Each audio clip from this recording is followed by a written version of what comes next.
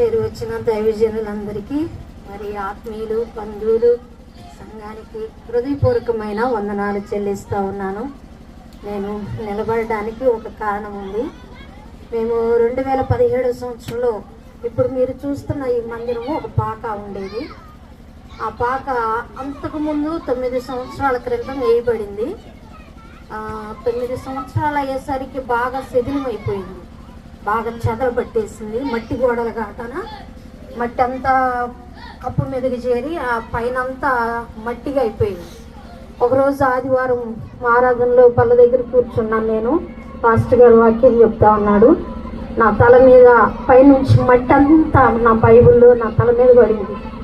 అప్పుడు ప్రార్థన చేశాను, ప్రభువా ఒక్కొక్క మందిరం ఇస్తే ప్రతిష్ఠ రోజు నేను సాక్ష్యం చెప్పుకుంటానయ్యా అని దేవునికి మాట ఇచ్చాను.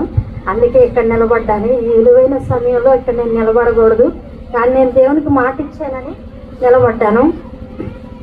మరి 9 సంవత్సరాలు మేము పాకాలు దేవుని సేవ చేసాం. దేవుడు మాకు అడిగిన దానికంటే అధికంగా ఇచ్చాడు. నేనైతే మాకు ఒక్క రేకుల మందిరం ఏ ప్రభువా, ఈ మందిరం అంతా పాడైపోయింది, పైన కప్పు ఎండ కనపడుతుంది, నా తల మీద ఎండ పడుతుంది ప్రభువా, ఒక్క రేకుల మందిరమే అని అడిగాను.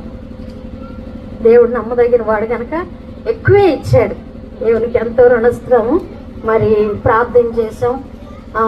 ఎంతోమంది ప్రత్యక్షంగా పరోక్షంగా మాకు చాలా సహాయం చేశారు. వారందరిని బట్టి నేను ప్రభువుని స్తుతిస్తున్నాను. వారందరికీ నా హృదయపూర్వకమైన వందనాలు.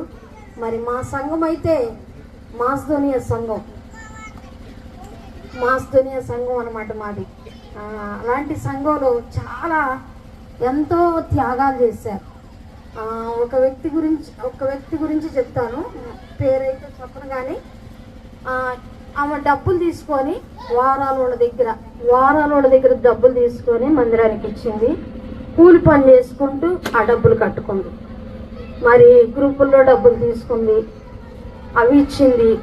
కూలి పనులు చేసుకుంటూ అవి కట్టింది. నేను వాళ్ళని బట్టి నేను ఎంతో స్తుతిస్తూ ఉంటాను. అందుకే అలాంటి వాళ్ళు జ్ఞాపకం వచ్చినప్పుడల్లా పడుకున్నా ఊరకనే కూర్చున్నా నాకు భయం వచ్చింది. వాళ్ళు ఎంత త్యాగం చేసి ఇచ్చారు. నేను ఊర కూర్చోకూడదు, ప్రార్థన చేయాలి వాళ్ళ కోసం అని నేను అనుకుంటూ ఉంటాను.